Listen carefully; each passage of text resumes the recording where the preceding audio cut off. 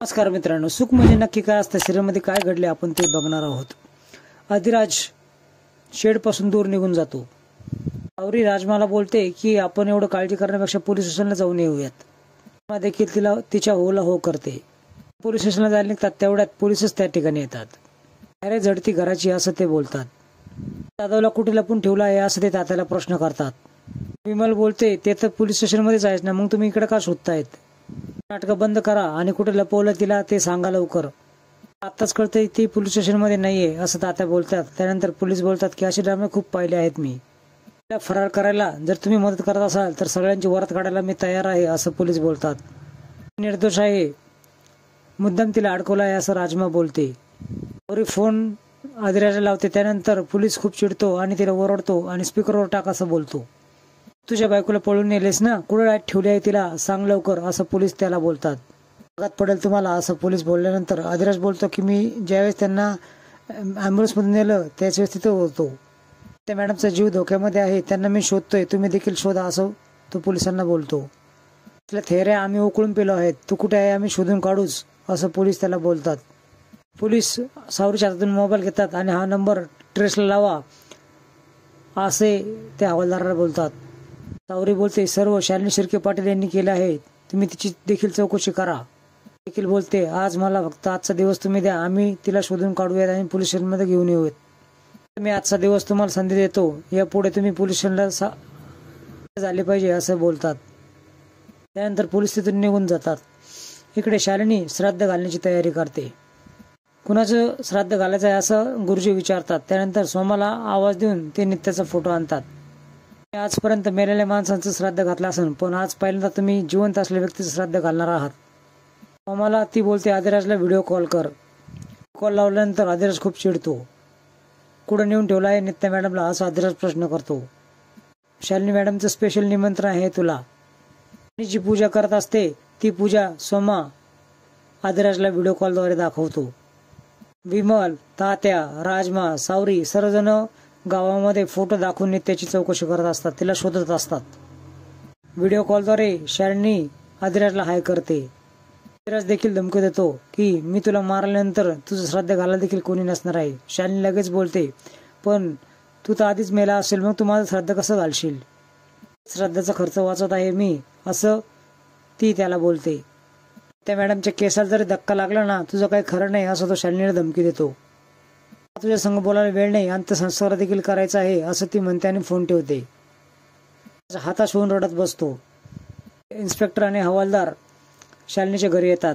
शालिनी शिर्के पाटील आहे का घरात असं बघा सगळं असं बोलतो। त्याला विचित्र काही घटना दिसतात। सर्वांचे फोटो आणि फोटो लावलेले निशाणे त्या ठिकाणी दिसतात। त्यानंतर हवालदार एक जळलेला फोटो अधिराजचा आणि बुडवलेला चुरगाळा केलेला नित्याचा फोटो तिथे घेऊन येतात। इन्स्पेक्टर देखील वाटतं की या ठिकाणी काहीतरी विचित्र घडत आहे। गुंड नित्या जिथे बांधलेले असते त्या ठिकाणी येतो, पण नित्या त्या ठिकाणी नसते। नित्या त्याला पाठीमागून काठीने मारत येतो, बेशुद्ध पडतो। त्या डॉक्टरांना देखील सोडते। तुम्ही कोण आहात असं विचारते। त्यावेळेस तो डॉक्टर आहे आणि मी तुम्हाला बेशुद्ध अवस्थेतून नीट करण्यासाठी आलो होतो, पण त्यांनी मला इथेच बांधून ठेवलं असं ते सांगतो। तुम्ही इथून निघून जा, तुमच्या जीवाला धोका आहे असं तो नित्याला सांगतो। त्यानंतर नित्या होय असं बोलते। त्या विचारते तुमच्याकडे फोन आहे का? ती फोन घेते आणि अधिराजला फोन लावते। मॅडम डॉक्टरद्वारे सर्व पत्ता त्याला सांगतात। तो त्या दिशेने निघतो। शेड आहे जे गोडाऊन सारखं दिसतं आणि त्या ठिकाणी तो यायला निघतो। नित्याच्या हातातील फोन खाली पाडते। नित्याला शालिनीला बघून खूप धक्का बसतो।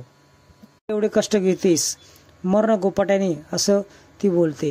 किती जरी प्रयत्न केला ना तर तुझं मरण 1 मिनिट देखील पुढे जाणार नाही असं शालिनी त्याला धमकावते।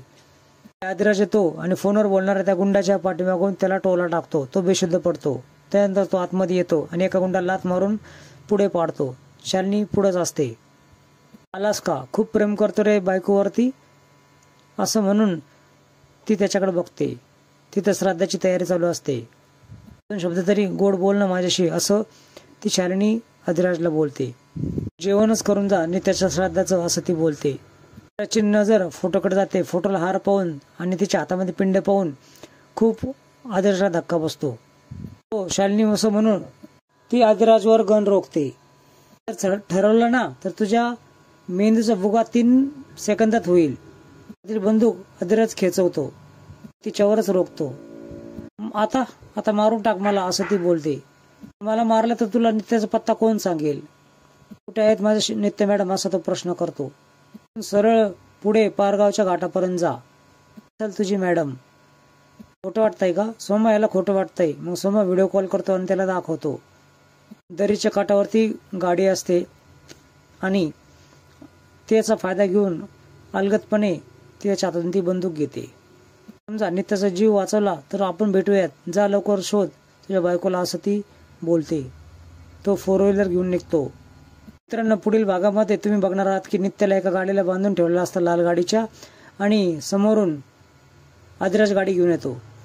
तर नित्याचा मृत्यू मृग शिष्य नक्षत्राच्या व्यक्तीकडूनच होणार आहे आणि आता आदिराजही त्या नक्षत्रात आहे आणि तोच तिच्या बायकोचा खून करणार. आदिराजची गाडी फास्ट असते आणि नित्या वळणावरच असलेल्या गाडीला बांधलेली असते. समोर नित्याला पाहिलं तरी त्याची गाडी त्याला कंट्रोल होत नाही. दोघांनाही धक्का बसतो. दोघांचाही जीव एकमेकात असला तरी दोघांना ते वाचू शकत नव्हते. तर या भागामध्ये काय होईल असं तुम्हाला काय वाटतं, अंदाज तुम्ही व्यक्त करा, कमेंट करा. व्हिडिओ पाहिल्याबद्दल धन्यवाद.